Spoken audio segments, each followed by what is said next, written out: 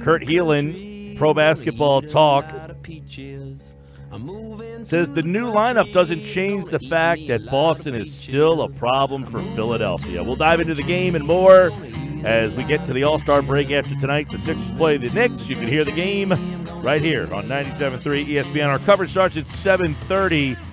The Knicks have lost 17 straight. I'm sure the Sixers are looking to make it 18 and big time. But will that even matter if they can't beat Boston?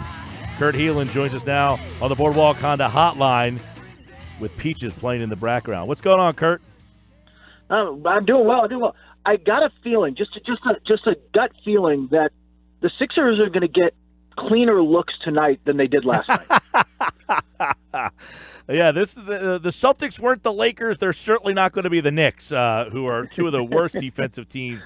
And they had their way with the Lakers. They had their way with a lot. But why are they unable to get what they want against Boston?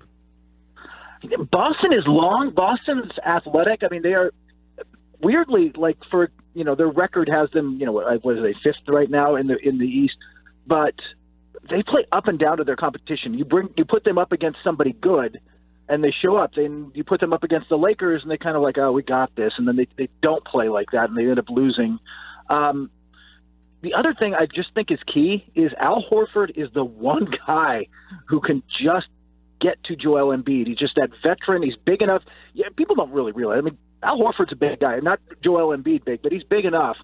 He's just savvy and smart and just is able to make Embiid work in a way that other guys don't. And you end up with Embiid less in the post. He took 8 threes. And it's more than you want. So I think that's a lot of it. But I still think the Sixers are figuring out how this whole – they're still getting used to each other.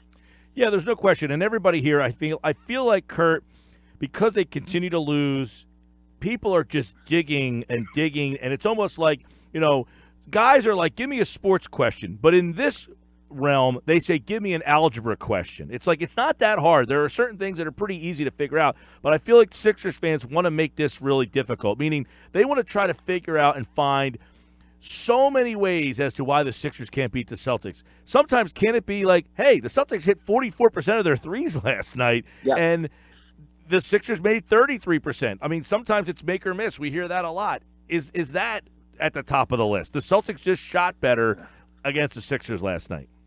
Look, the cliche, it's a make or miss league, is a cliche for a reason. It ultimately does matter. There are great designs that go to waste in places, and then on the flip side, well, he doesn't anymore, but there was a long time where Carmelo Anthony took ridiculously stupid shots and kept hitting them. And there's other guys that have done that over the years. So there's some of that, and look, maybe it's the ghost of Red Auerbach. Like we could come up with all sorts of stuff, but at the end of the day, it's one other little thing I would throw out there. Boston moves the ball better and does some more interesting things when Kyrie's not out there. Yep. I certainly, I said with the Kurt yesterday we were talking about I'd rather Kyrie play just because I think Kyrie is a better matchup for Philly. Without him, they are much more technically sound. Maybe, I don't know. Is that right? Yeah. I think they're also just, their offense becomes more egalitarian. Like everybody will get their touches. Everybody will get their shots, and you've got Jayson Alexander. Jayson Alexander would be interesting, but Jayson Tatum went out and got his 22, and Horford's going to get his. But it becomes Kyrie's usage rate has not really, like, as this team's gotten better, has not come down. He's not the guy sacrificing, and that's when you hear about a frustrated Marcus Morris is like, we're not sharing the ball. We're not a team. Well, it looked like it last night. By the way, Marcus Morris played really – had, 17 and played really well. These aren't total coincidences. Yeah, guys like Morris seem to kill the Sixers. They're secondary players. It's It seems that it's those guys. Rozier, who has a big – maybe he doesn't play great, but he hits the big bucket. And Smart has the big bucket, and he's a pain in the ass on defense. Without Kyrie, it allows Tatum to kind of seem like – he seems like a better player when Kyrie's not there. He takes better shots. He has better shot selection. He's more aggressive. Yeah, very much so. It's so funny. I've had this conversation with I'm out in LA, so I've been Laker fans like, why does everybody like Jayson Tatum better than Kyle Kuzma or whoever? I'm like, you need to watch him play when Kyrie Irving isn't on the floor, and then you see the Jayson Tatum. He's one of the guys. I mean, Rozier just loses minutes and gets frustrated, but Tatum seems to get put in a box. Like you said, he ends up taking tougher shots and worse ones just because of how the whole thing shakes out. And I'm not completely sold that they're necessarily better without Irving. Completely, it's just they've got to find a way to get closer to what they were last night with him in the lineup if they're ultimately going to succeed.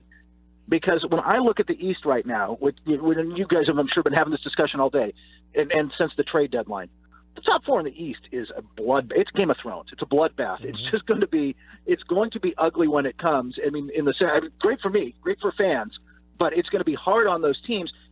Every time the Celtics step on the floor against any of the other three teams, Toronto, Milwaukee, or Philly, they don't have the best player on the floor. Right. They don't. And they've got to play more like a team, because if they don't, they will get bounced in the second round. And, well, that throws a lot of things into question. And that's, yesterday I went on this somewhat epic rant about that, and that kind of course, the Sixers lose, to which today all the Sixer fans, Brown got out-coached, Stevens is better than Brown, Brown's out-coached every single time, to which, okay, fine, Stevens is better than Brown. I'm not making that argument. My argument has been, in the end, the better team will win. The team with better players. Kurt, how many times do you say the team that won the championship won because, man, they had the better coach? No, because they had the better players. And I agree with you. Boston in the 4 does not have the best players. No, they don't. And they don't have what they have, actually. And I think, honestly, this is what, whoever ends up in the 4 slot and ends up with Indiana, because I still think Indiana's going to slip a little. Whoever gets Indiana in the first round, why that becomes a tough out is the reason Boston is a tough out without Irving. And even with them, they don't have a weak guy. They don't have a guy who comes out there and you're like, man, that's the guy. Go at him. And the Sixers don't have that either with their starting 5 now. And as their depth comes along, maybe they'll be able to back that up more with them. But when you get to the playoffs, it does become more and more about, I can exploit player X in a mismatch. Like, Portland just picked up Enes Kanter in a buyout deal. You know what? That's great for them during the regular season. He can go up. He can go behind Nurkic for minutes during the season, and he'll get boards and he'll get points. He's completely unplayable in the playoffs, because the second he steps on the floor, I'm going to go at him with pick and rolls. And the more guys like you have in that ballpark on your roster, the more trouble you're in. And Boston doesn't really have those guys. Kurt Helin, Pro Basketball Talk. By the way, 40% think that Brown got out-coached. 37% thought Embiid played poorly. How much do you think is Stevens gets the better of Brown, and that's why Boston has been beating Philadelphia? I think it's more about matchups than coaching. I think coaching is a little. Look, Stevens outcoaches a lot of guys. He's very, very good for and does this for and beats a lot of guys that way. Although he's had his issues this year, not having the favorite and having to kind of manage egos rather than just being X's and O's guys has been it's been different for him. That said, I think there's only a few coaches in the league that will lose you games because they don't coach well enough or they get out-coached. I think, especially in a 5-game series, these guys are smart guys. Brett Brown has been around. He's won. He's got rings with the Spurs years and all that. He knows how to put guys in position. Once they start playing like a team and get some more just cohesion as a unit, and over a 7-game series, I still like their chances. I still like how that matches up better than it did, in this one game. So we'll see how that shakes out. But I don't think it's that serious. I don't think, look, Luke Walton's going to lose his job this summer, and I don't think it's because Luke Walton couldn't coach that team. Well, we talked about this earlier, Kurt. It's more about a lot of stuff. Yeah. Walton was great in Golden State. He was undefeated. That's what got him the job. You give him crappy players, and all of a sudden he doesn't look like a good coach. And by the way, crappy players who are ready to quit on management, and after the team struggled without LeBron James, shocking. And then they try to trade everybody and take all these young players and shake their head up with the whole Anthony Davis thing.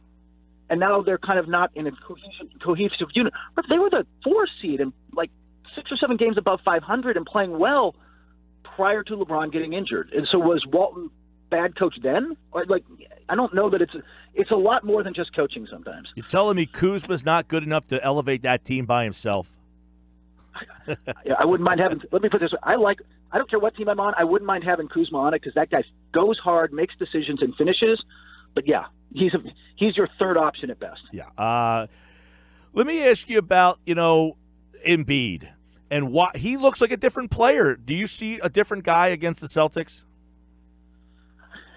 There is something about Horford that gets to him in a way. And finally, at the end, he kind of bullied him once, but then he didn't get the call he wanted. And he'll be writing a check to the league, by the way, for that. Yes, he will. That although he bullied them the possession, a couple possessions before. I mean, he just ran through him, got the foul, and got to the line, and then he tried it again and didn't get the call. Yeah, and that's going to happen. And by the way, during the playoffs, that gets worse. I mean, not only the call's a little more inconsistent, but it's people are like, what happens to James Harden? He fades a little in the playoffs. It's like, because he doesn't get every call anymore. Like, they swallow the whistles a little, especially at the end of the games. And so, yeah, it becomes harder to get those consistent. And that felt like a playoff game last night. That was the best part of that. Is that that had the intensity, if not the matchup execution and stuff, it had the intensity of a playoff game, which is, I love seeing that during the regular season. But, yeah, there's something about Horford and just the way I think in another series, I think Embiid figures out how to deal with this, but we're kind of like, we're treating Horford like he's some average guy. Horford's really, really good at basketball and has been for a long time.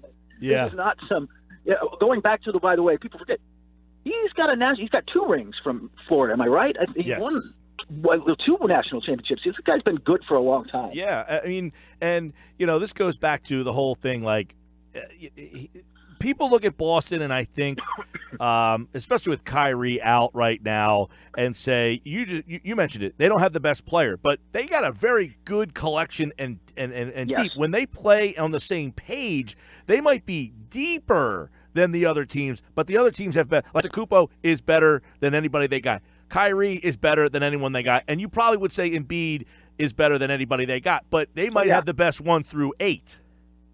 Yeah, and during the regular season, when you can't scheme as much and you can't dig down into matchups and set stuff up quite the same way, that cohesion matters even more. That ability to be on the same page matters more. In the NBA, this isn't the NFL where you design plays week to week and you kind of aim for matchups and, hey, I got to get the linebacker on this running back or whatever. You just kind of are who you are during the regular season, and you come in with a sort of game plan, and you're going to ice this pick and roll or handle this guy this way. But at the end of the day, you don't really change your game plan much night to night until you get to the playoffs, and then all bets are off. Hey, Kurt Helin, by the way, is with us, Pro Basketball Talk. You just mentioned that there's going to be 4 teams, and it's going to be a bloodbath. It's going to be great.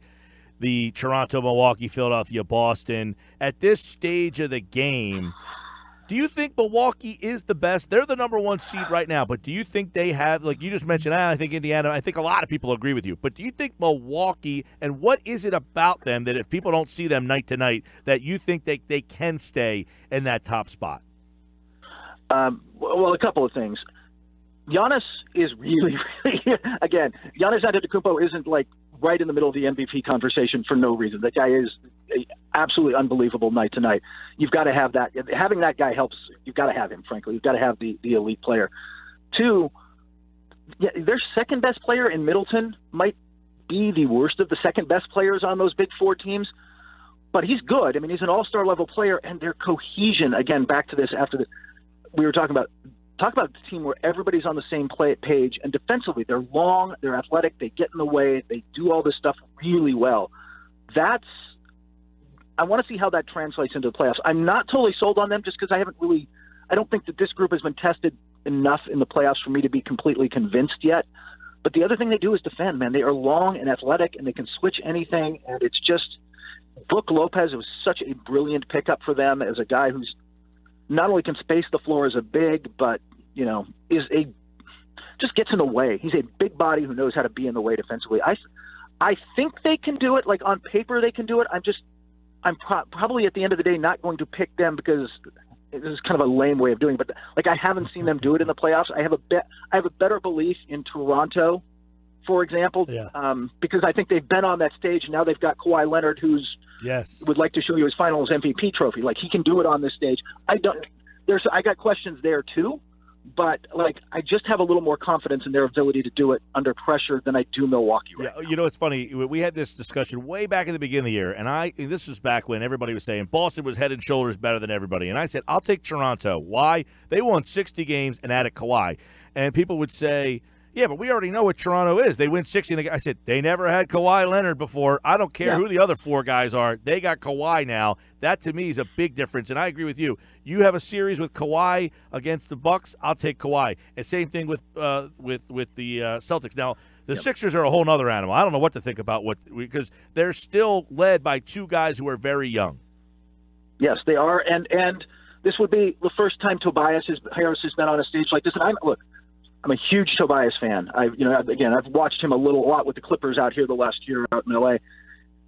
Personality-wise, he's going to be a great fit, and he might be one of. It's weird to say this. Him or Mike Conley is the most underrated player of the guys who are almost all-stars. And nobody, I think a lot of casual fans don't realize how good they are, even though he struggled last night. I think it's all going to come together for them, but I need to see more of that. I need to see more of what they look like with 10 games to go, and they've had a little chance to figure out the rotations and figure out how, by the way, you're going to stagger that. That's the advantage with having 5 stars like that. You don't have to just play. This isn't hockey. You're not hockey subbing them out. You can keep a couple guys on the floor at all times. So how do you stagger that? Well, which is interesting because I don't think people realize that Tobias is really never. I don't even know that he's ever made the playoffs before. I mean, maybe.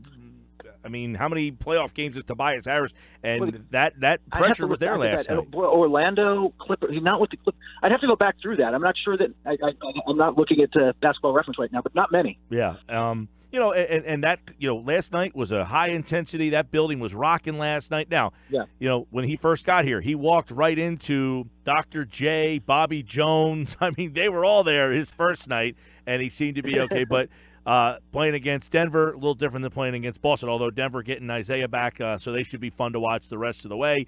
We got the All-Star break, Sixers, Knicks tonight. Should be interesting to see how this Sixers team, but, ultimately – those 4 teams you think will be in the second round, all 4 of those, right? No one's getting upset? No, I don't think so. As much as I like, I pumped up Indiana and they won 6 in a row. I liked Indiana at the beginning of the year. I loved that. I thought people were really selling them short. But without Oladipo, I don't know how they're still doing this. Yeah, exactly. Without Oladipo, well, they're doing, honestly, go look at the teams they beat. They've won 6 in a row against a soft part of the schedule. I think they have the Bucks tonight, so that'll probably change. That said, look, I love the way they play, and they're not going to be an easy out, but you still got to have that guy who can go get you a bucket, and without Oladipo, they just really don't have that. Sorry, Wes Matthews is just not that guy. By the way, Tobias Harris played 4 playoff games with Detroit in 2015. Averaged 14.5 points in that series. So, yeah. We'll see. He needs to be he was 0 for 6 last night, man. 0 for 6. Yeah. And that's what I say. You lose that game by 3. Tobias Harris goes 0 for 6. I mean, you could pick out all sorts of crazy things. I mean, the Celtics had Smart and Rozier go 1 for 11 from 3. But as a team, they hit 44%. Well, the Sixers had Harris go 0 for 6. I mean, I thought last night was a game where you were jacked up for the game because you got this new roster. But really, and Mark Jackson, who does Sixers pre and post with us, was on with us earlier. He said, look, Boston's just gelled at this point. You're not. Let's see where this game is in April. Yeah, exactly. It's weirdly to go say this, but with there's still I'd have to do the math to do the exact number, but there's 9 miles of the marathon left. Like there's a lot of running left to do, and this is going to be these teams are going to look a little different by the end. But I'm just hoping all 4 of those teams stay healthy because the West isn't going to be that entertaining. I kind of know what's happening out West. Yeah. So I want a good battle in the East. Yeah, well, we'll see it all unfold. Kurt Helin, Pro Basketball Talk, right here on the Sports Bash Boardwalk on the Hotline. Thank you, Kurt. Take care.